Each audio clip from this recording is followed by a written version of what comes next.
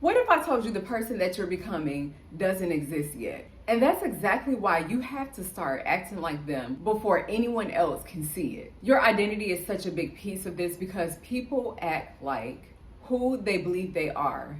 So whoever you believe you are in your head is who you're going to act like. So that brings you to a point of tapping into what do you believe about yourself? Do you believe that you're a good person? Do you believe that maybe you have some things that you could work on? But which one are you putting more focus on? Are you putting more focus on the negative versus the positive? Or are you taking them both into account and saying, okay, even though I have this thing that I could work on, this is something that I truly believe about myself. This is a good point that I believe about myself. This is a good value that I believe that I possess, and I'm going to focus in on that. If you focus in primarily on a negative thought and that plays repetitiously in your head, then it's going to become the center focus point. So whatever you believe is going to play over and over and over again in your head, which is why it's so important to make sure that you have positive thoughts about yourself, that you're believing good things about yourself and not just downing yourself. So you don't want to just all the time say, okay, well,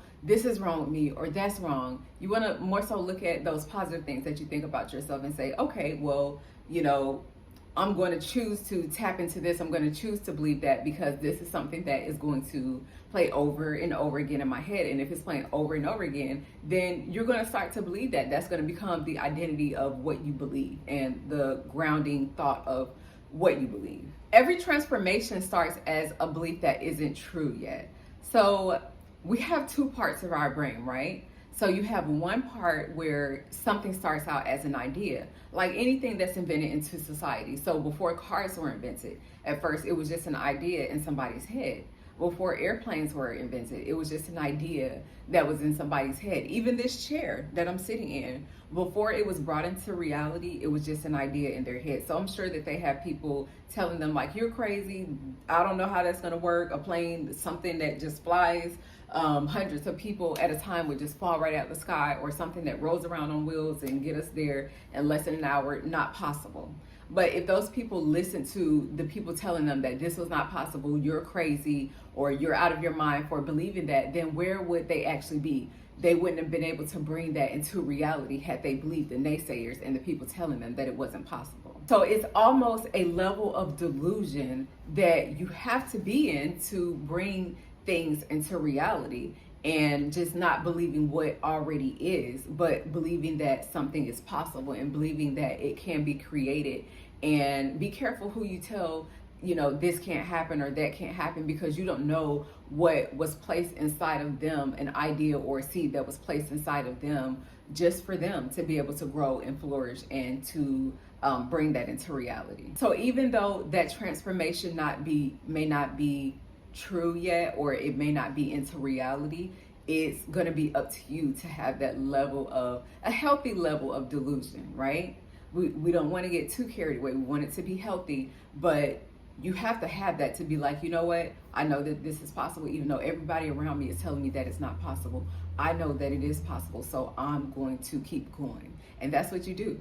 Your brain starts looking for evidence of whatever it is that you repeatedly do and you repeatedly tell yourself. So if you tell yourself that every time I do something that I'm a failure, or I'm a loser, or I'm not good at this, your brain is going to start looking for those experiences. It's going to go inside its memory bank, right? Let's say you have a bank like a money bank, but this bank is full of memories. It's going to go inside of that bank of memories, and it's going to say, well, yeah, I can't do this because I remember this experience, and I can't do this because I remember that experience, and I can't do this because, well, this one thing happened. So it wants to supply you with whatever it is that you want, with whatever it is that you believe. So if you are believing those thoughts, then that's what your memory bank is going to supply you with. But then on the other hand, if you tell your memory bank, like, I can do this, I'm relentless, I keep going no matter what happens in my life, I don't give up, I don't back down, your brain is going to start to look for that, and it's going to start to say, okay, well, I remember this one time this happened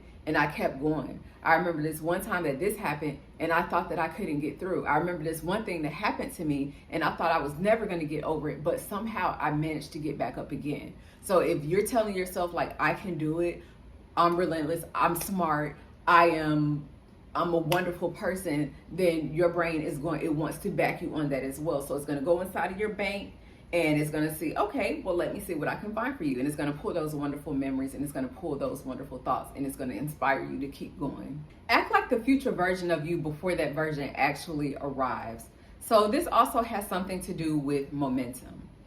Before a jet goes off into space, it has to go very fast for it to accelerate and for it to break the atmosphere.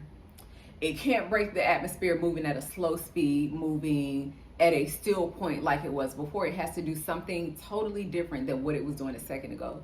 And the same thing with us as humans. If you want a new body, you want different grades, then guess what? You're going to have to become that person that is already in that place. So you have to ask yourself, what does this person look like? This person that has a great body, what do they act like? What do they eat? Are they just eating junk food, eating whatever they want to eat, not being cautious of their weight and things that they're taking into their body? No, they're being cautious of that. So you have to be that person today to get to that person. If you have a goal or a dream that you're trying to achieve, you have to ask yourself, what does that person look like? Are they just sleeping in the bed all day? Are they actually not working on their goals? No, they're working on their goals no matter how hard it gets. On the days that they don't feel like doing it, they're still doing it and they're pushing through.